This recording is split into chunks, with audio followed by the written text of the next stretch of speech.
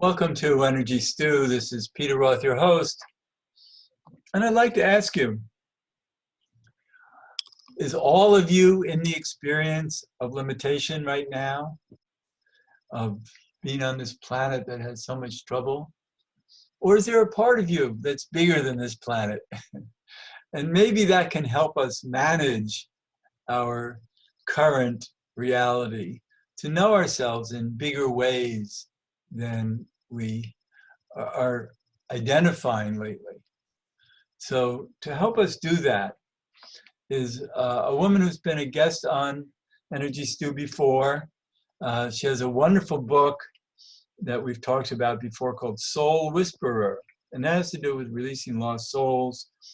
That has to do with our multidimensionality and who we really are and what we're about.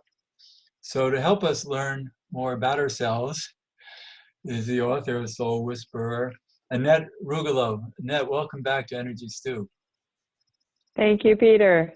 Great to be back. Yeah, I'm so glad we can talk because you're in this world that I'm also in, of thinking and operating multidimensionally. You can see souls, other lost souls, and you can talk to all kinds of other dimensions out there.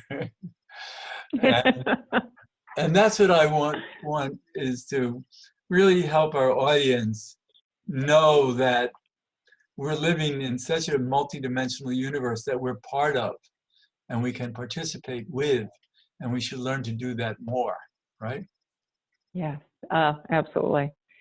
And sometimes through these challenging times, this is where it's like I look at a seed that's ready to burst and it needs some heat or resistance.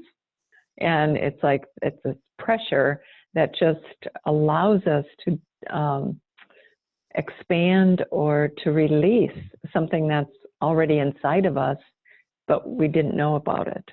Right, and we're supposed to be coming into a time where there's supposedly going to be an event or some big shift in consciousness that will help us move forward. And it's been frustrating because it hasn't happened, although from the inside out, it's really been happening in ways that we're not always in touch with. And frequencies are speeding up and we are becoming more conscious, but we would like to be even more so.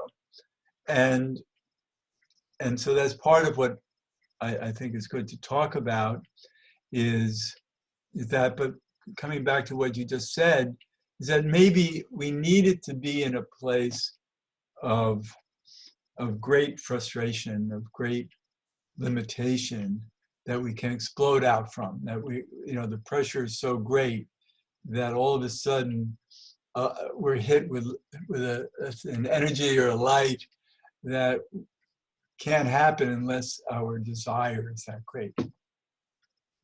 Yes. And I've seen it. I've been watching, like, over the last years, we have these instances around the planet of, people that go through this collectively in a certain part of the planet. But I think the difference is right now is this is almost the entire planet that's involved in the same energy, the same experience. And we've never had something quite like this before. This is new for a lot of people. And I think in that it's figuring out how to handle it. And the big part of it that I keep, really tapping into when I listen to people is there's part of us that wants to control it. Like we want to know when the end is going to be. And to live in this place of uncertainty, I think is probably the biggest challenge for a lot of people. And it's not comfortable by any means. Well, it's not only uncertainty, it's for many people, it's uncertainty within dire circumstances. So many people are in dire straits right now. I'm fortunate enough to be living with somebody in a comfortable place, and somebody I get along with. But for many which people, is good. many people live in terrible places and sometimes alone or with people they don't get along with at all. And um, and it's a horror show. And we might just be in the beginning of this. We don't know how long it's really going to take Mm-mm. to Mm-mm. be a freer society again. Could be many months, many months. Um, and so much of what we know can be lost in that time. So much has already been lost. So we don't know what it'll take. I don't know that anybody has any answer so far that explains how it's going to resolve itself. Yeah. I haven't heard any answers. A lot of the people that I know are kind of like us, and there's no um, there's no one that's predicting anything. I feel like there's this unfolding that's happening and that will continue to happen based on the vibration, the consciousness, like it's almost like a minute to minute, hour to hour, day by day kind of thing that will unfold. There's no planned outcome for this right now. Right. And there's no way to determine it. And we don't know how strong the limitations will be in our lives, what we're deprived of going forward. And it's, I always say that the phoenix will rise. We just don't know how thick the ashes are going to be that the phoenix rises from. That's absolutely right. There is some alignment. I don't know if you've heard about this, Peter. I've received a couple of emails about an alignment happening this Saturday, I believe, with Jupiter and Pluto. I've heard of that. Have you? I don't know. I'm not an astrologer, but Jupiter is the planet of expansion, and Pluto is a karmic planet of trouble. Yes. So in the classes I teach, the Inner Diamond class, it's I teach an advanced level called the cosmic level. So Jupiter is one of the planets we connect with vibrationally before we connect with Pluto. So when we hit Pluto, Pluto can either be a rock that it's like it helps us detach. It's a planet energetically that helps us detach. It's a cosmic detachment. Or if we have detached, Pluto then becomes a ring, a hoop that we just vibrationally, when we raise our vibration high enough, we just kind of fly through. We go through. Oh, good. So, right? So I'm watching this as I'm receiving this information, and it came from a couple different sources, and it's like, oh, I get it. So Jupiter's expansion, it's manifestation, it helps us raise our vibration, right? So it's expansion. And if we've detached from enough physical, emotional, mental attachments of how we think things should be or what we think we should have, we're going to be able to fly through Pluto. It's going to be a hoop. For the people that can't release that, they're going to hit Pluto and it shatters their illusions. So in other words, people who are holding on too tight to the third dimensional denseness are going to be even denser. Yes. Yep. It's and that alignment is happening. It's supposed to happen this Saturday, and it's in the evening. But it goes on for a long time. Yes. Yep. So, but it starts, and it's like, okay, to me, it's like, let's keep our vibration uplifted. Let's let go and release anything that's keeping us stuck or heavy or, anything that we're keeping attached to ourselves so we can get through this. Okay. And I feel the more of us that gets through it or keeps our vibration up, collectively, we're going to be able to move through this experience the show is not very quickly. We're recording now. The show's not going to air until after this alignment has started. But people will Okay. be in it, and this will help them, because I'm so glad I'm talking with you, because it's really about knowing that we don't have to live so consciously in the denseness of this reality. Right.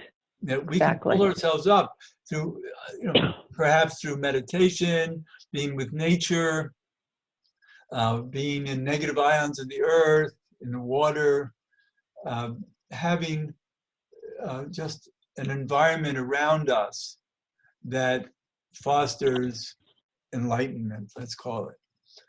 And so Right. we want to become more enlightened about who we are and how we are on other planes. We are souls living a dense life, a life of difficulty. We came here for that, but we didn't come here to forget who we are, although most people have forgotten who we really are. And it's time now, and I think because people have so much time on their hands, it's time to start indulging in their higher natures. Mm-hmm. I've talked to so many people that they're actually using this time well. So to go back, you had said something about staying in a higher vibration. I talked to somebody a few days ago, and she's taken the meditation classes that I teach, and she has her home doused. She has been staying in this higher vibration, but when we were talking, it turns out she's actually feeling guilty about, why am I so happy when all this is happening around me? I should be, like, the shoulds come back. I should be feeling sad or depressed, but she's feeling like she's light, she's happy, she's joyful, because she's taking advantage of this time to do things in her life that she's been wanting to do for a while. And I told her, it's like, don't lower your vibration by feeling guilty. We need to raise our vibration by singing, by dancing, by movement, by walking in air and sunshine and negative ions. And what can we all do to keep our vibration uplifted? Right. And we're used to third dimensional distractions. We don't have many of them now. So now we can distract ourselves with our higher dimensions. Yeah, let's do that for a while. Right. But yeah, there's so many people that are just, and we have a choice. I always look at any situation like this, we have a choice. Are we going to go into the depths of it, into the hole, or are we going to go through the upliftment and enlightenment part? But also, we have a choice. Realistically, like I woke up this morning feeling very sad for so many unhappy people and so much suffering. And I can really feel and be discouraged that so many people have to suffer. But they don't know what we're talking about, or they do know it and at the same time are suffering. But it really means that we need to stop being the sufferer and start finding the vibes of an inner world, a deeper world that raises our spirits. And we can do that. Because I have many times each day where I am also joyful and just feeling ecstatic in the universe. But it's that sense of not just emotional ecstasy, it's spiritual ecstasy. It's spiritual ecstasy. And that's the piece I'm talking about. It's not like it's this forced happiness. It's just knowing that how to keep our vibration high. One of the things, so I watch the news, I want to know what's going on, but I also look for things that are happening that are positive. So right now, there are so many people, groups coming together to help others. There's so much support that's out there that we can help support whatever is going on out there. So like community food shelves, or there's one of the comedians that I love, his name is Mike Birbiglia. He's doing something on YouTube with other comedians to support people that are out of work right now. So people are coming together in these beautiful ways to support the ones that really need our help right now. Right. So it's that balance of being in the news, being in the know, really connecting in with that energy, but not having it pull you down, and then seeing the positive things that are coming out of this as well. And there's so many positive things coming out. There's community, and in so many ways, and it's mostly on the internet. It's not, we can't gather together, but that also means that because we can't be close to each other in physical, we can do it through vibrations of song and good words and just behaviors that we can see from each other. There's a lot of use of FaceTime and Zoom and Skype, and I think it's wonderful. I'm communicating with a lot of people I knew decades ago, kind of recovering old relationships just because it feels good to for our souls to reconnect in so many ways. Yeah. I was reading an article a few days ago. Someone wrote it about what would have happened if, what would it be like if this happened in 2005? And so I was thinking 2005, we're still pretty technologically advanced, but he was talking about all the things we didn't have in 2005. Facebook was just getting going. We didn't have Zoom, we didn't have WhatsApp. Skype was there, but the connectivity, the broadband, the speed wasn't there. So it was just this interesting article of, wow, it would have been, we wouldn't have had the connectivity that we have now, the ability to stay connected, if this happened even in 2005. I guess there's a divine order to all of this that we can appreciate. Yeah, yeah. And I think we have to look at that. And I'm here in Minnesota. I'm in Minneapolis. So the last couple of years, so that's something I'm grateful for here. The last few years, we had late winters. We had April snowstorms. 2 years in a row, we had like 8, 12 inches of snow early April. So here we're April 1st, it's 60 degrees outside. We have a sunny day. Every day I go outside, there's tons of people outside getting fresh air, sunshine, couples walking together. There's no sports on, so the couples are spending more time together, right? Sure. So I'm really just trying to stay focused on a lot of the positives that are happening, and the expansion. I think that's happening for a lot of people, like you said. It gives them time to meditate, connect in with their higher self. Things start opening up for a lot of people, I think. Right, and then there's other things that you talk about in your book, Soul Whisperer, that has to do with connecting with other consciousnesses.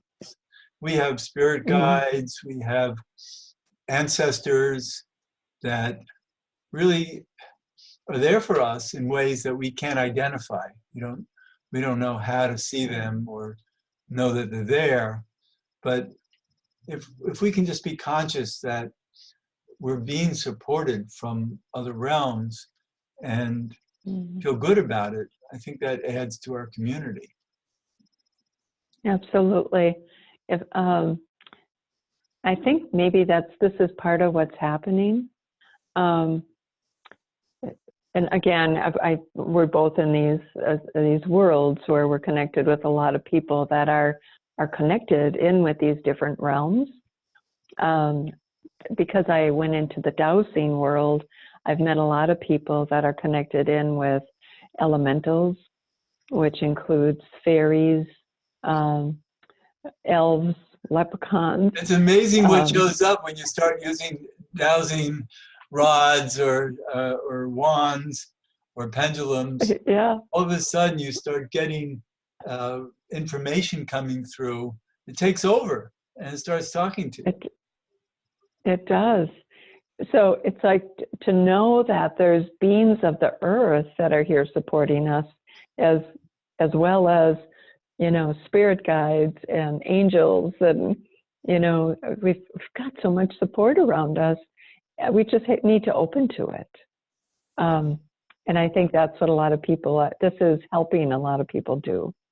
Right, right. I think we all need to get out into nature more and commune with it. And because there's so much spiritual diversity in nature. Yes. And the animals and too. I've had yeah. this a woman, Sandra Mendelson, who's been on the show a number of times, who speaks with all kinds of animals, including, you know, the squirrels and the birds, and gets incredible wisdom from them. And so to know that when we go out there, that these animals, many of them are very conscious, and even just if they're not conscious about us, they're conscious within their own species in magical, very magical ways. Yes. You know, as you were saying that, I feel like part of this might be a test, or like a challenge to our egos.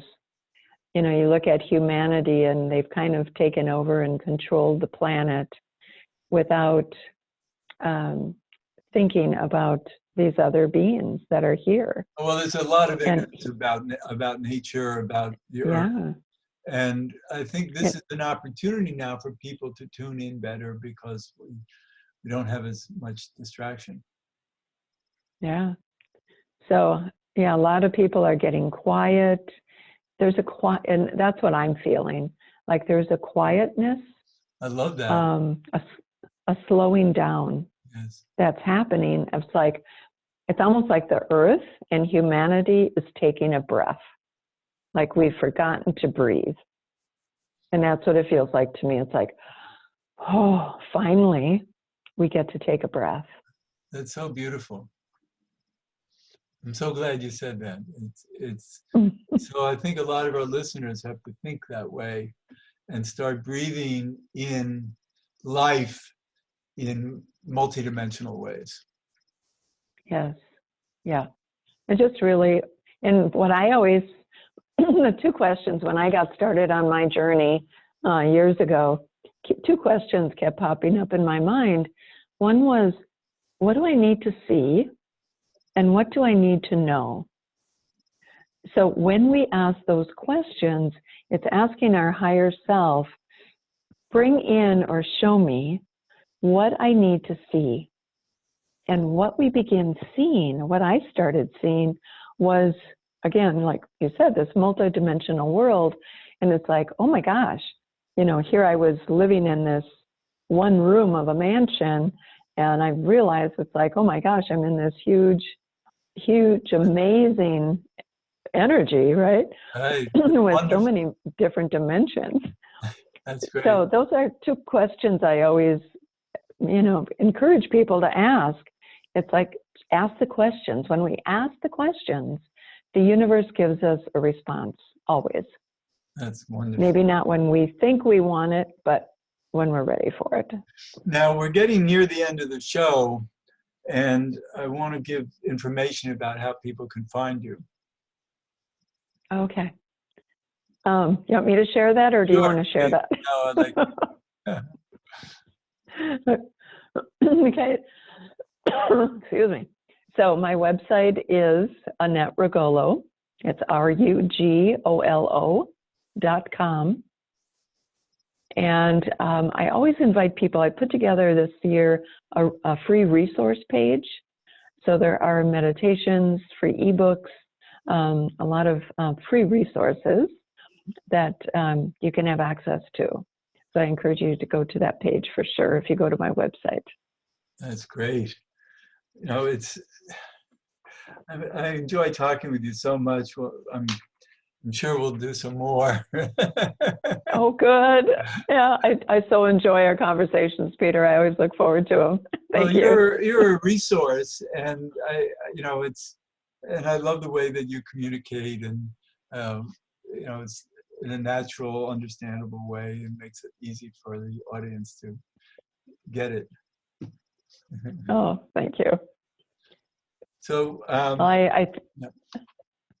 what? So what I was going to say, it's like one of the things I realized early on is we need practical spirituality. So that's what I call it. It's like to be spiritual in a practical way, in a practical world. Right. And so maybe a future show we'll talk about how to do this more practically. Awesome. Okay. Great. Good. Thanks so much, Annette. And thank you, Peter. Sure. This is Peter Roth, your host of Energy Stew at prn.fm. I can be reached at peter@heartriver, HEART river.org. Also, the heartriver.org website is available. And I'd love to hear from you. And thanks so much for listening.